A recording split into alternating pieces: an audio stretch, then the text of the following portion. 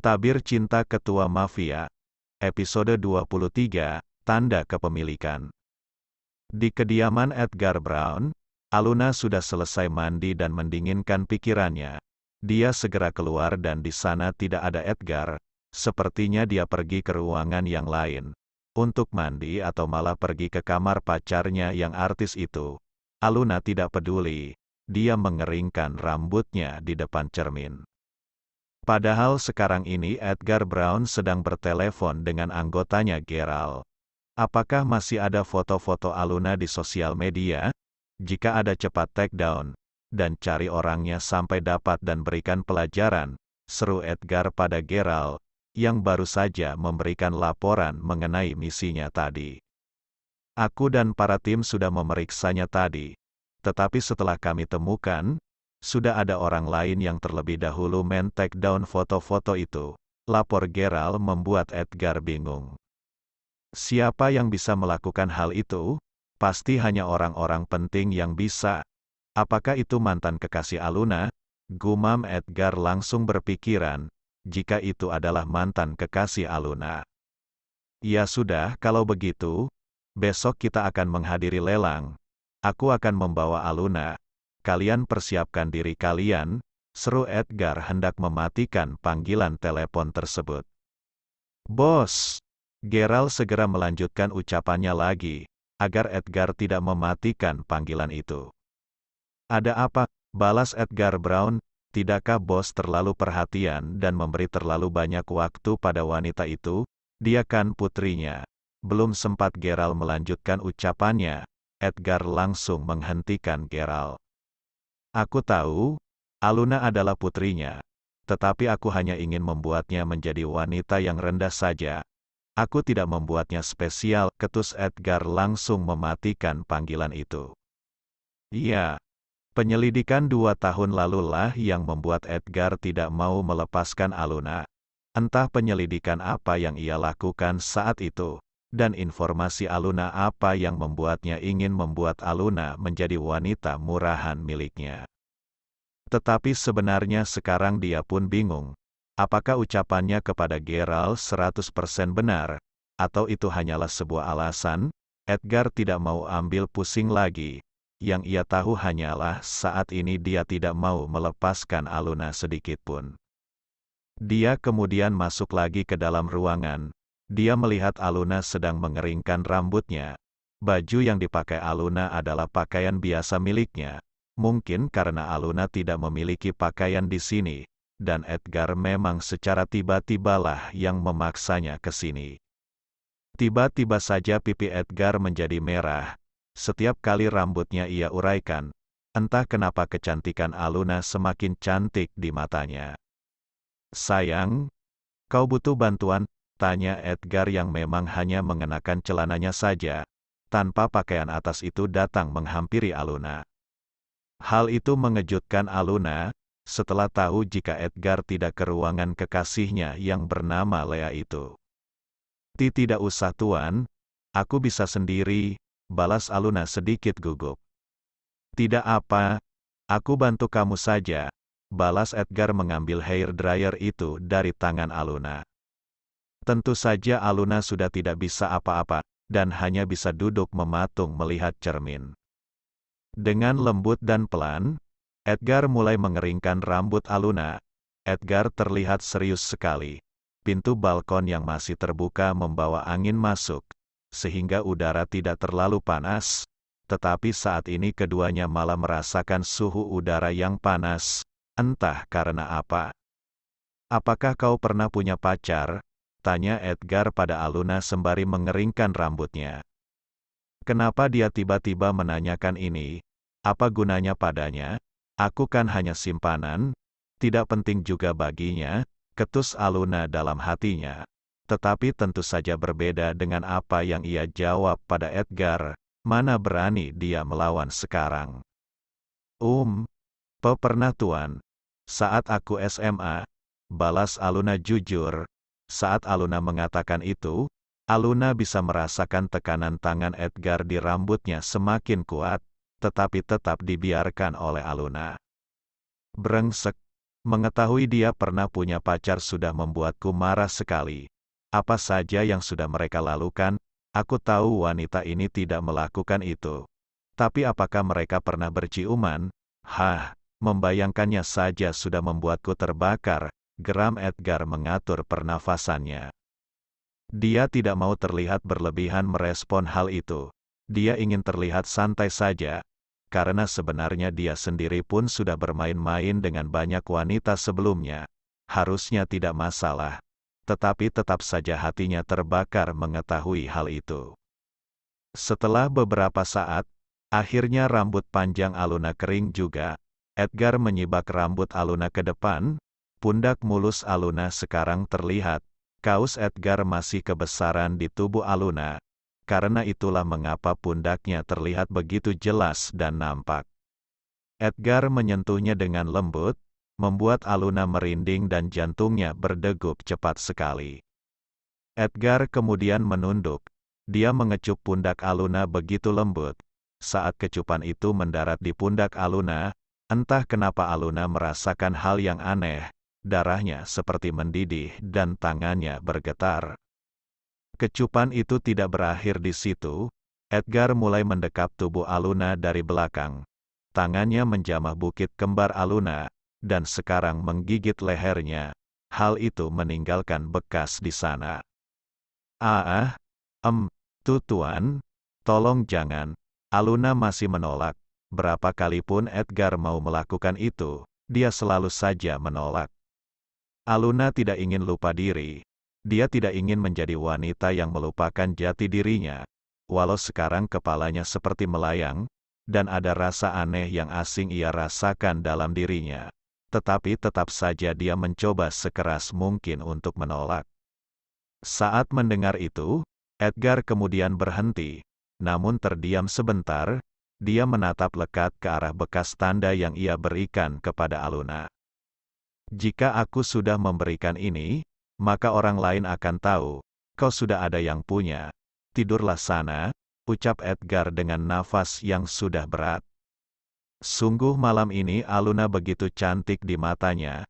Untuk kesekian kalinya dia tidak bisa menahan dirinya. Hanya dengan melihat tampilan Aluna dalam balutan pakaian biasa, sudah bisa menaikkan gairah Edgar dalam tingkatan maksimal. Aluna, panggil Edgar saat Aluna sudah hendak melangkah ke ranjang. Aku rasa, aku tidak akan bisa menahan diriku lebih lama, jangan membuatku menunggu lebih lama lagi. Kau tahu kan apa maksudku? Cepat atau lambat kau juga tidak akan bisa menghindarinya, seru Edgar mengingatkan Aluna. Jika Edgar tidak bisa menunggu lebih lama lagi untuk melakukan hal itu, Edgar sudah menghargai Aluna, dan menahan dirinya terlalu lama, apalagi posisi Aluna saat ini. Sebenarnya bukanlah dalam posisi Aluna bisa melakukan pilihan mau atau tidak. Sebenarnya Aluna harus melakukan itu. Hanya saja, Edgar tidak suka melakukan itu jika dipaksakan. Makanya dia menunggu saat di mana Aluna akan bersedia sendiri. Dalam kamus Edgar, dia belum pernah sekalipun memaksa wanita lain untuk tidur dengannya. Yang ada malah para wanita itu yang ingin tidur dengan Edgar Brown. Masih di kediaman Edgar Brown, Aluna menelan salivanya saat mendengar ucapan Edgar itu. Sebenarnya Aluna juga sudah sadar akan hal itu. Dia hanya mengulur-ulur waktu. Dan nampaknya Edgar mengetahuinya dan memperingati Aluna. Aku tidak akan siap melakukan itu. Kenapa hidupku harus begini sih? Padahal aku dulunya bermimpi melakukan itu dengan Luke Williams saat kami sudah menikah. Tetapi semuanya hanya tinggal bayangan. Mana mau Luke samaku lagi? Jika tahu aku ini hanyalah simpanan, Aluna jadi kepikiran. Dia merebahkan dirinya. Tetapi dia masih kepikiran dengan ucapan Edgar Brown. Mau dibilang bagaimanapun juga, sebenarnya dia tidak akan siap. Tetapi dalam hal ini dia memang tidak memiliki pilihan lain. Masa bodohlah. Tidur dulu, ketus Aluna, saat hendak tidur mendapatkan pesan dari sahabatnya Gwen, yang meminta maaf karena mengajak Aluna hari ini ke acara reuni itu. Jika saja Gwen Mei tidak mengajaknya ke acara reuni hari ini, maka mungkin kejadian yang tadi tidak akan terjadi. Aluna yang membaca itu kemudian membalas jika semuanya baik-baik saja. Juga hal itu bukanlah kesalahan Gwen. Ini semua kesalahan para alumni yang sombong dan kaya itu, selalu menilai semuanya dari barang dan kekayaan orang lain. Sangat menjijikan.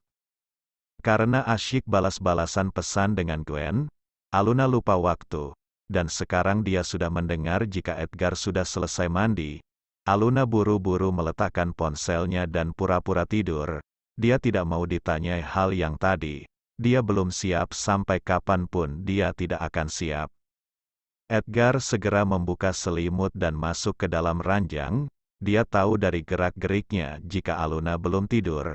Dia tersenyum, lalu mensejajarkan tubuhnya dan memeluk Aluna.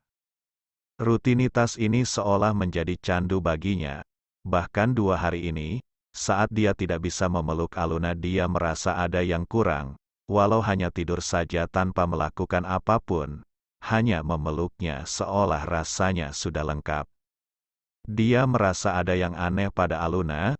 Dia merasa seperti kecanduan dengan dirinya. Padahal mereka baru saja bersama, tetapi Edgar seperti tenggelam dalam dirinya.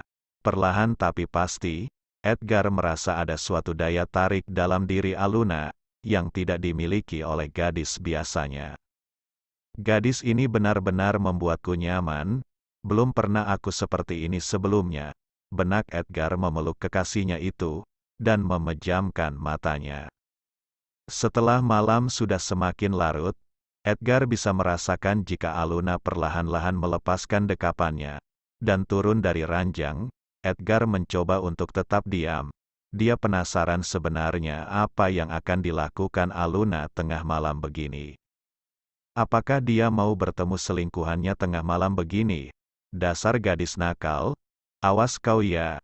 Geram Edgar masih berpura-pura tidur, dan menunggu apa yang hendak dilakukan oleh Aluna.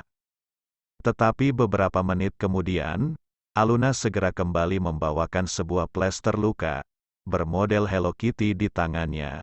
Lalu dengan sangat hati-hati dan sangat pelan, Aluna membalut plester luka itu di tangan Edgar, yang sedikit terluka karena memukul Liam dan pintu tadi. Sungguh, hal kecil seperti ini membuat Edgar berdebar-debar sekali. Dia merasa aneh dan panas. Dia melihat Aluna yang sangat bersungguh-sungguh membalut luka kecil, yang bahkan dia sendiri tidak pedulikan. Sial! Dia membuatku semakin gila. Bagaimana ini? Geram Edgar tetap mencoba keras memejamkan matanya. Sebenarnya sekarang ini dia ingin sekali menerkam Aluna, dan melakukan hal itu saat ini juga. Mau bagaimanapun dia lelaki dewasa, jika dia tertarik dengan wanita, maka dia akan memiliki keinginan untuk melakukan hal itu. Begitu juga dengan Edgar Brown. Setelah selesai membalut luka tangan Edgar, Aluna juga hati-hati naik ke ranjang.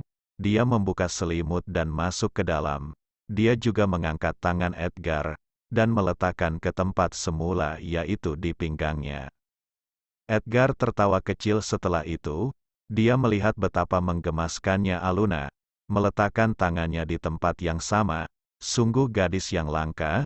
Belum pernah Edgar merasakan ini dengan seorang gadis dan melihat sikap lucu seperti ini dari gadis manapun yang pernah mendekatinya. Biasanya gadis-gadis mendekati Edgar, jika bukan karena ketampanan, maka karena kekayaan, atau kekuasaan. Tetapi gadis ini aneh sekali, tidak menginginkan satu pun dari itu, malah ingin lepas. Mungkin hal itulah yang membuat Edgar semakin ingin mengikat Aluna, di samping alasan tersembunyinya, yang memang ingin menjadikan Aluna wanita yang bisa ia perlakukan semena-mena.